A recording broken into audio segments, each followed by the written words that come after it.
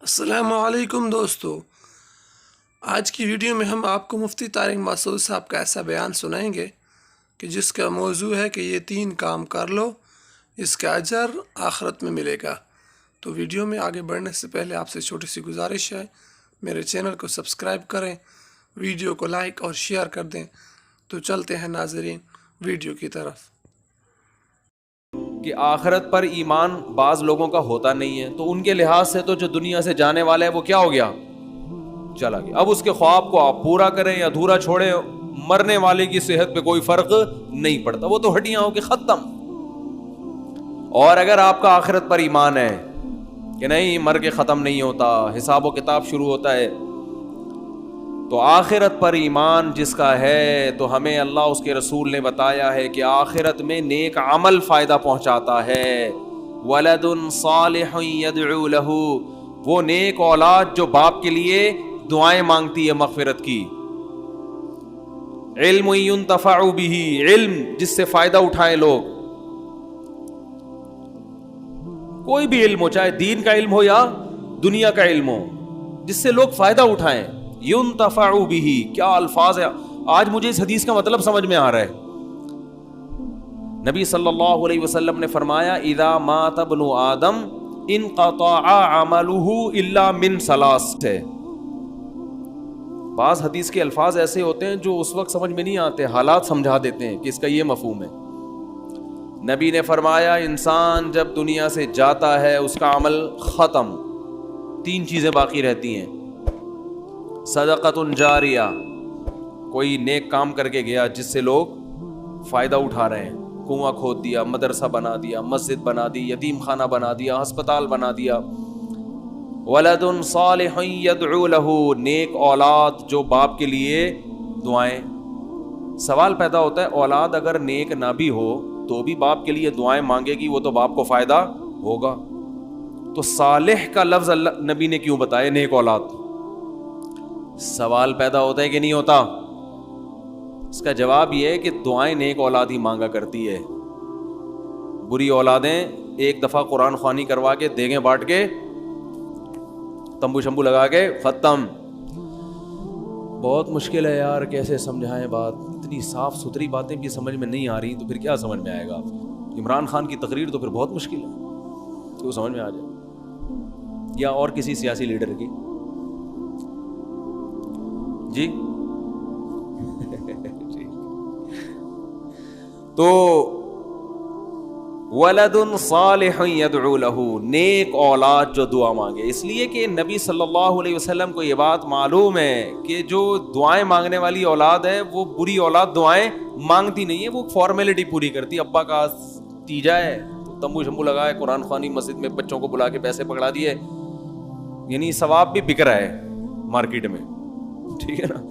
کہ مدرسے کے بچوں کو بچے بھی دیکھ رہے ہوتے ہیں آج بریانی ڈائٹ، وہ اسی حساب سے بخشش کی دعا کرتے ہیں جتنی اس بریانی میں بوٹیاں نظر آئیں۔ اگر دال چاول کھلاؤ گے تو وہ ایسی پھسپھسی سی دعا نکلے گی ان کے منہ سے، ٹھیک ہے نا؟ جتنا گاڑھا سالن ہوگا اتنی زیادہ بخشش دعا، یعنی ایسی پاورفل دعا۔ تو وہ فارمیلٹی ہے کہ ابا تھے، پھر سالانہ برسیاں منا لیتے ہیں، یہ کوئی مغفرت کا، یہ کوئی اصالہ ثواب تھوڑی ہے، کچھ بھی نہیں ہے، ایسے ہی ہے، انٹرٹینمنٹ ہے، ایک فارمیلٹی ہے کہ ہر قوم میں کچھ رسومات ہوتی ہیں تو مسلمان بھی کچھ رسومات کر لیتے ہیں، یہ دعا نہیں ہے۔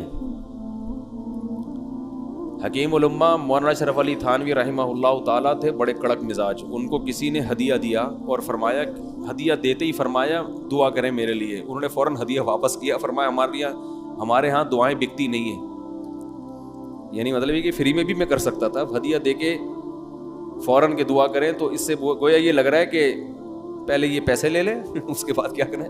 وہ کڑک مزاج تھے تو وہ کہہ دیا کرتے تھے، انہوں نے کہا یہ ہمارے یہاں فری میں دعائیں ہو جاتی ہیں، تو وہ پھر معذرت کی اس نے، حضرت وہ تو میں ویسے ہی لگا دیا میں نے ساتھ میں، مقصد تو یہ تھا کہ دعا کریں، یہ تو میں ویسے ہی دے رہا ہوں۔ تو کوئی لالچی ہو تو وہ کیا کرے گا؟ لفافہ لے کے دعا، پھر کہے گا مزید دعا کروانی ہے تو اس کے الگ چارجز ہوں گے، مزید دعا کروانی ہے تو اس کے الگ ریٹ ہیں۔ یہ پیر چل رہے ہیں آج کل، جاہل پیر جو ہے نا، یہ دم درود اور یہ دیکھو نا، یہ ہر دعا کے پیسے ہیں ان کے الگ. خیر، تو نیک اولاد جو باپ کے لیے، ولد صالح یدعو لہ، تو اللہ علی سگبارہ کے بیٹے کو جس نے یہ کہا ہے کہ میں اپنے باپ کا مشن خواب پورا کروں گا، اللہ اس کو ولد صالح بنا دے، تاکہ وہ خواب پورا کرنے کے بجائے باپ کی مغفرت کے لیے دعاؤں کو زیادہ فوکس کرنا شروع کر دے، کہ اب ان کے لیے دعائیں مانگو، صدقات و خیرات کرو ان کے لیے. اور تیسری چیز جو نبی نے بتائی، او علم ينتفع به، ایسا علم چھوڑ کر جائے جس سے لوگوں کو فائدہ ہو. اب تک جو میں یہ حدیث سنتا تھا نا، علم تک دماغ جاتا تھا کہ نبی نے فرمایا کوئی علم چھوڑ کر جاؤ. آج مجھے نہیں پتا تھا یہ ينتفع به کی قید کیوں لگا دی، وہ علم جس سے لوگوں کو کیا ہو، فائدہ. ابھی جب میں بیان کر رہا ہوں تو مجھے سمجھ میں آیا کہ بہت سے علوم ایسے ہوتے ہیں جو علم تو ہوتے ہیں مگر پبلک کو اس سے فائدہ نہیں ہوتا، جیسے کوہ پیما کو عبور کرنا، یہ علم تو ہے، یہ بھی ایک علم ہے نا. ہر آدمی کا کام تھوڑی ہے. علم کا مطلب کوئی چیز کا آنا، کوئی چیز جاننا، کوئی ایبلٹی ہونا، یہ بھی ایک علم ہے. ہر آدمی یہ کام نہیں کر سکتا، جس کو آتا ہے وہی کرے گا. تو اس علم سے اگر بعد والوں کو فائدہ ہو رہا ہے پھر تو یہ علم فائدہ پہنچائے گا. فائدہ نہیں ہو رہا تو پہاڑ سر کرنا بذات خود کوئی کمال کی بات نہیں ہے.